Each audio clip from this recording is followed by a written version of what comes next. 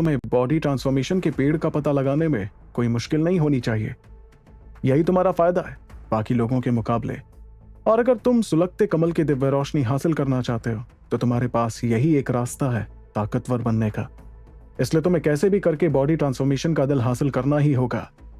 आचार्य की बात सुनकर ध्रुव आह भरते हुए मजबूरी में अपना सर हिलाने के अलावा और कुछ नहीं कर पाया। वो समझ गया था कि उसे प्राचीन बंजर जमीन के पास जाना ही था। अगर वो अपनी मामूली ट्रेनिंग की रफ्तार पर अड़ा रहता तो वो कभी अगले 3 साल में विद्वान रैंक हासिल नहीं कर पाता। इतने में आचार्य विदुर अपनी जगह से खड़े हुए और उन्होंने धीमी आवाज में कहा, चलो अब यहां से चलते हैं। हमें अब टूटता तारा दल लौटना चाहिए और तरकीब बनानी चाहिए बॉडी ट्रांसफॉर्मेशन का दल हासिल करने की। अगर वाकई ये खबर सच है तो मध्य इलाके में तो इस खबर से अब तक हंगामा मच गया होगा और आगे जाकर प्राचीन बंजर जमीन लोगों से खचाखच भर जाएगी। अब तुम अगले 3 सालों में विद्वान रैंक हासिल कर पाओगे या नहीं, ये तो बॉडी ट्रांसफॉर्मेशन के पेड़ पर ही निर्भर करेगा। उसके बाद ध्रुव और बाकी लोग उस जगह पर नहीं रुके और वो हड़बड़ाकर टूटता तारा दल लौट आए। वापस आकर उन लोगों ने अगले 2 दिन आराम किया। इस दौरान बॉडी ट्रांसफॉर्मेशन के पेड़ की खबर पूरे मध्य इलाके में किसी तूफान की तरह तेजी से फैलने लगी। जाहिर सी बात है, सिर्फ वो नाम ही काफी था मध्य इलाके में मौजूद हर किसी को हैरत में डालने के लिए। भले ही प्राचीन बंजर जमीन बहुत ही खतरनाक जगह थी जहां पर इंसानों का जाना भी मना था, लेकिन यह खतरा उस बॉडी ट्रांसफॉर्मेशन के पेड़ के फायदे से बड़ा नहीं था। इसलिए जिस जगह पर आज तक कोई नहीं गया था उस जगह पर बहुत से लोग जाने की तैयारी करने लगे थे। दरअसल हर कोई विद्वान रैंक हासिल करना चाहता था और अगर कोई भी चीज उन्हें उस रैंक तक पहुंचने में मदद कर सकती थी तो कोई भी खतरा उनके सामने छोटा हो जाता। इस खबर से मध्य इलाके में हंगामा मच गया, जैसा कि सभी जानते थे। इस दौरान ध्रुव ने अपना आराम पूरा कर लिया था, लेकिन वो बाहर नहीं निकला, बल्कि उसने एक अलग सा कमरा ढूंढकर ट्रेनिंग करने का फैसला लिया। आचार्य विदुर की बातें सुनने के बाद ध्रुव सुलगते कमल की दिव्य रोशनी को बहुत जरूरी मानने लगा था। वो जानता था कि आचार्य कभी उससे झूठ नहीं बोलते, क्योंकि उनका तजुर्बा ध्रुव के तजुर्बे से बहुत ज्यादा था। अब जो कि आचार्य ने ऐसी बात कह दी थी, इसलिए जब तक ध्रुव विद्वान रैंक हासिल नहीं कर लेता तब तक आचार्य उसे सुलगते कमल की रोशनी के पास भटकने भी नहीं देते। ऐसे में ध्रुव अपना पूरा ध्यान बॉडी ट्रांसफॉर्मेशन के पेड़ पर लगाने लगा। भले ही ध्रुव के पास काबिलियत और हुनर की कोई कमी नहीं थी और साथ ही उसके पास मदद करने के लिए ढेर सारी गोलियां भी थी, लेकिन उसके लिए ट्रेनिंग का वक्त कम करना नामुमकिन था। अगर ध्रुव वो मकाम इतनी जल्दी हासिल कर सकता था तो वो सिर्फ बॉडी ट्रांसफॉर्मेशन के दिल के साथ ही ऐसा कर सकता था। लेकिन ध्रुव ये भी जानता था कि उस पेड़ की खबर हर किसी तक पहुंच गई थी। ऐसे में उसके लिए वो दिल हासिल करना बिल्कुल भी आसान नहीं होने वाला था। ऐसे में ध्रुव ने फैसला किया कि वो क्लास 4 की तकनीक सीखकर अपनी शक्तियां थोड़ी बढ़ाने की कोशिश करेगा। ये वही मजबूत कांच का शरीर तकनीक थी जो ध्रुव को दक्सार की स्टोरेज अंगूठी से हासिल हुई थी। इस दौरान एक कमरे में चंदन की खुशबू महक रही थी और ध्रुव एक पत्थर पर बैठा हुआ था। उसकी मुट्ठियां बंद थी और एक मुट्ठी में सुनहरे रंग का कागज नजर आ रहा था। ध्रुव ने वो कागज ऊपर उठाया और उस पर लिखे प्राचीन लफ्जों को देखने लगा। उसके बाद ध्रुव ने वो कागज अपने माथे से लगा लिया। वो जानता था कि ये क्लास 4 की तकनीक महान नश्वर तकनीक जितनी मुश्किल नहीं होने वाली थी। कोई अपनी अंदरूनी शक्तियों के इस्तेमाल से ही इस तकनीक को सीख सकता था। जैसे ही ध्रुव उस कागज को अपने माथे के पास ले गया तो उस कागज में से सुनहरे रंग की रोशनी चमकने लगी और ढेर सारी जानकारी ध्रुव के माथे में किसी बाढ़ की तरह जाने लगी। इस जानकारी को समझते हुए ध्रुव ने कहा, मजबूत कांच शरीर तकनीक, क्लास 4 की लो लेवल तकनीक आज किसी के भी शरीर को एक बहुत मजबूत लोहे में बदल देती है जो देखने में हूबहू कांच जैसा दिखता है। उस मजबूत लोहे को कोई भी चीज तबाह नहीं कर सकती। जब कोई इस तकनीक पर अच्छी तरह महारत हासिल कर लेता है तब उसका शरीर बहुत बड़ा हो जाता है, बिल्कुल किसी प्राचीन तिलस्मी गोरिल्ला की तरह। ये बातें समझने के बाद ध्रुव ने अच्छी तरह अपने दिमाग में बिठाने लगा। वो महसूस कर पा रहा था कि वो तकनीक कितनी ज्यादा ताकतवर हो सकती थी अगर उसे अच्छी तरह से सीख लिया जाए।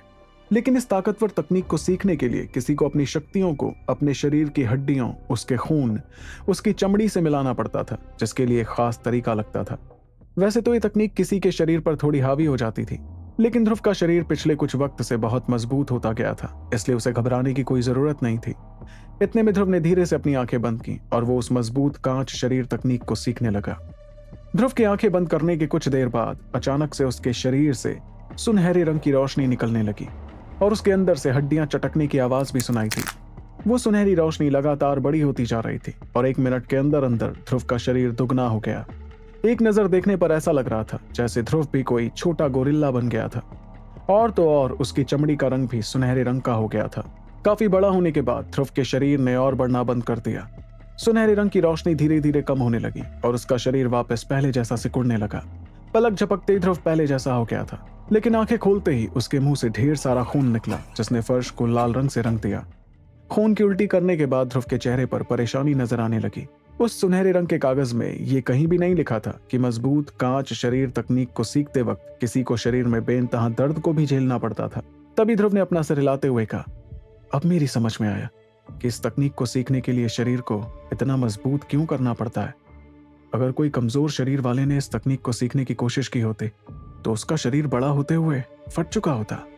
ध्रुव जानता था कि अगर वो इस बेइंतहा दर्द को झेलने में कामयाब रहा तो उसका शरीर बेहद मजबूत हो जाएगा। उस वक्त वो आसानी से इस क्लास 4 की तकनीक का इस्तेमाल कर पाएगा। इतने में ध्रुव ने आह भरते हुए अपनी मजबूरी को समझा। उसने एक बार फिर से अपनी आंखें बंद की और उसके शरीर से सुनहरे रंग की रोशनी बाहर आने लगी।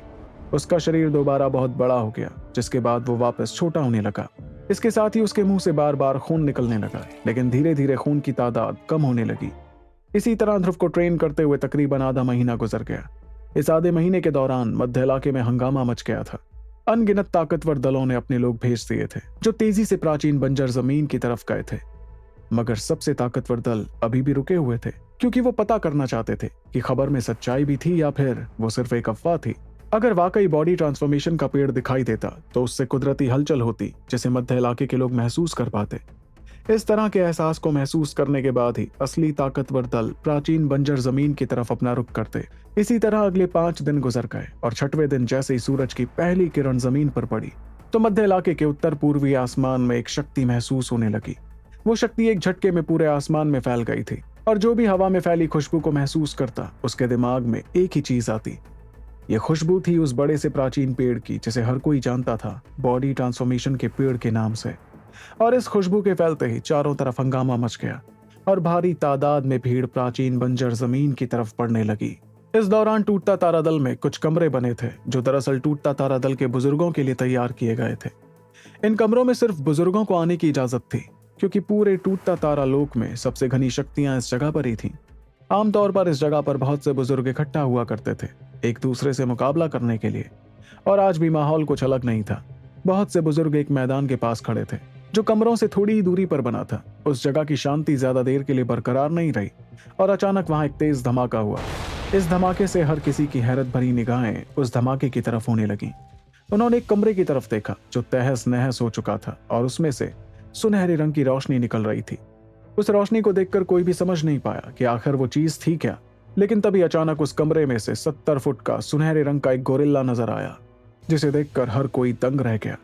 वो धीरे धीरे चलते हुए कमरे से बाहर आया, जिसके बाद उसने आसमान की तरफ देखकर जोरदार दहाड़ निकाली। उसकी ये दहाड़ किसी तूफान की तरह हर तरफ फैल गई। उस आवाज के कंपन से दल के बुजुर्ग हड़बड़ाकर पीछे हटने लगे और तब जाकर उन्होंने अपने अपने शरीरों को संभाला। बहुत से बुजुर्गों के चेहरों पर एक अजीब सा खौफ नजर आ रहा था, क्योंकि उन्होंने इस खतरनाक गोरिल्ला से जानलेवा शक्तियां निकलती महसूस की थीं। उन्हें एक पल के लिए लगा कि कहीं कोई तिलस्मी गोरिल्ला उनके दल पर हमला करने के लिए टूटा तारा लोक तो नहीं आ गया था। इन बुजुर्गों में से जो सबसे कमजोर था वो 8 सितारों वाला महाशक्ति पूर्वज था, लेकिन वो भी उस सुनहरे तिलस्मी गोरिल्ला से एक अजीब सा खतरा महसूस करने लगा। इसके तुरंत बाद सभी ने मिलकर फैसला लिया उस सुनहरे तिलस्मी गोरिल्ला को चारों तरफ से घेरने का। वो एक साथ मिलकर उस पर हमला करने वाले थे और उसे खत्म करने वाले थे। जिस दौरान बहुत से बुजुर्ग उसे देखे जा रहे थे, उतने में दूर से कुछ लोग उड़ते हुए उस गोरिल्ला के पास आए। ये लोग थे आचार्य विदुर, हिनीसा और डॉक्टर परी, जो हड़बड़ाकर धमाका सुनते ही यहाँ आ गए थे। तभी सभी बुजुर्ग आचार्य के सामने झुक गए और एक बुजुर्ग ने आगे आकर कहा, लीडर विदुर, ये है कौन? इस पर आचार्य विदुर ने मुस्कुराते हुए कहा, अरे ये कोई और नहीं बल्कि ध्रुव है। और आचार्य के मुंह से ये बात सुनते ही अचानक से बुजुर्गों के चेहरों का रंग बदलने लगा। वो लोग उस सुनहरे दरिंदे को देखकर हैरत में पड़ गए थे। किसी ने भी नहीं सोचा था कि वो तिलस्मी गोरिल्ला असल में ध्रुव शौर्य था। इतने में उस सुनहरे तिलस्मी गोरिल्ला ने जोर से हंसते हुए सभी की हैरत भरी नजरों को देखा। अगले ही पल उसके शरीर से सुनहरी रोशनी निकलने लगी और उसका शरीर सिकुड़ने लगा। कुछ ही पलों में वो बड़ा सा गोरिल्ला काफी छोटा हो गया। ध्रुव ने छोटे होने के बाद खून की उल्टियां नहीं की, लेकिन वो खांसने तो लगा। ये खांसी उसके शरीर के अचानक इस कदर बड़े हो जाने की वजह से हो रही थी। इतने में ध्रुव ने अपना सिर हिलाया और हल्के अफसोस के साथ कहा, बदकिस्मती से मजबूत कांच शरीर तकनीक का इस्तेमाल कर मैं सिर्फ 70 फुट तक ही पहुंच पा रहा हूं। अभी भी मुझे इस तकनीक को बेहतर करना होगा, क्योंकि इस तकनीक पर महारत हासिल करने के बाद मैं 90 फुट का हो सकता हूँ। वहीं उसकी मायूसी देखकर आचार्य विदुर ने हंसते हुए कहा, अरे ध्रुव, तुम्हें इतना निराश होने की कोई जरूरत नहीं है। अगर तुम्हारा शरीर इतने सारे कुदरती खजानों और दवाओं से मजबूत नहीं हुआ होता तो शायद तुम 15 दिन तो क्या 6 महीनों में भी इस मुकाम पर नहीं पहुंच पाते। यह सुनकर ध्रुव भी मुस्कुराने लगा। वो भी अच्छी तरह से जानता था कि उसकी बढ़ने की रफ्तार काफी अच्छी मानी जा सकती थी। इतने में ध्रुव ने कुछ सोचते हुए खुद से कहा, इस ट्रेनिंग के बाद मैं महसूस कर पा रहा हूं कि मेरी शक्तियां भी थोड़ी बढ़ गई हैं। भले ही प्राचीन बंजर जमीन बहुत ही खतरनाक जगह है, लेकिन उस जगह पर बहुत से ऐसे कुदरती खजाने भी हैं जो दुनिया में कहीं और नहीं पाए जा सकते। इसलिए अगर मैं इस सफर के दौरान किस्मत वाला रहा तो शायद मैं 9 सितारों वाला महाशक्ति पूर्वज भी बन जाऊं। तब मैं इस मजबूत कांच शरीर तकनीक को अच्छी तरह सीख कर बॉडी ट्रांसफॉर्मेशन का पेड़ ढूंढ निकालूंगा। आचार्य विदुर ने गौर से ध्रुव की तरफ देखा और धीमी आवाज में कहा, ध्रुव, हमने खबर को पक्का कर लिया है। वाकई बॉडी ट्रांसफॉर्मेशन का पेड़ प्राचीन बंजर जमीन पर देखा गया है। आचार्य की बात सुनते ही ध्रुव के दिल की धड़कनें काफी तेज हो गईं। उसने धीरे से अपना सिर हिलाया और वो सोचने लगा कि जरूर बाकी ताकतवर दल भी उस जगह के लिए रवाना हो गए होंगे। तभी आचार्य ने ध्रुव से आगे कहा, इस बार तुम कुछ लोगों को अपने साथ लेकर प्राचीन बंजर जमीन पर जाओगे। तुम्हारे पास वो आयामी पत्थर तो है ही जो मैंने तुम्हें दिया था। अगर तुम किसी भी ऐसी मुश्किल में पड़ने वाले हो जिससे तुम निकल ना पाओ तो तुरंत उस पत्थर को तोड़ देना। मैं हड़बड़ाकर तुम्हारे पास आ जाऊंगा और तुम्हें बचा लूंगा। देखो ध्रुव, बॉडी ट्रांसफॉर्मेशन के पेड़ का लालच बहुत ज्यादा है और जरूर प्राचीन दल भी इसे हासिल करने की कोशिश करेंगे। ऐसे में तुम्हारे लिए बॉडी ट्रांसफॉर्मेशन के दल को हासिल करना बहुत ज्यादा मुश्किल होने वाला है, इसलिए तुम खुद को तैयार कर लो। यह सुनकर ध्रुव ने अपना सिर हिलाया और तभी आचार्य ने उसकी पीठ थपथपाकर आह भरते हुए कहा, मुझे टूटता तारा दल में ही रहना होगा ताकि मैं किसी भी खतरे से इस जगह की रक्षा कर सकूं। इसलिए तुम्हें खुद पर यकीन कर आगे बढ़ना होगा ध्रुव। जैसे ही तुम प्राचीन बंजर जमीन के सबसे गहरे हिस्से में पहुंचो तो आयामी पत्थर को तोड़ देना, क्योंकि तुम्हारी मौजूदा शक्तियों के हिसाब से तुम्हारे लिए वो जगह बेहद खतरनाक होगी और मैं अच्छी तरह से जानता हूं कि तुम्हारे लिए यह सफर कितना जरूरी है। इसलिए जाओ और बॉडी ट्रांसफॉर्मेशन का दल हासिल करके आओ। इस पर ध्रुव ने धीमी आवाज में सवाल किया, हम लोगों को कब यहां से जाना चाहिए? और ध्रुव के इस सवाल पर आचार्य विदुर ने जवाब दिया, जितना जल्द हो सके उतनी जल्द। तुम पिछले आधे महीने से ट्रेनिंग में लगे हुए थे और इस दौरान बहुत से ताकतवर दल मौके का फायदा उठाकर प्राचीन बंजर जमीन के लिए निकल गए हैं। उनकी बात समझते हुए ध्रुव ने अपना सिर हिलाया और भारी आवाज में ऐलान करते हुए कहा, अगर ऐसी बात है तो हम प्राचीन बंजर जमीन के लिए तुरंत रवाना होंगे। तो क्या ध्रुव और बाकी लोग प्राचीन बंजर जमीन जाकर बॉडी ट्रांसफॉर्मेशन के पेड़ तक पहुंच पाएंगे या फिर कोई ताकतवर दल उसके राह का कांटा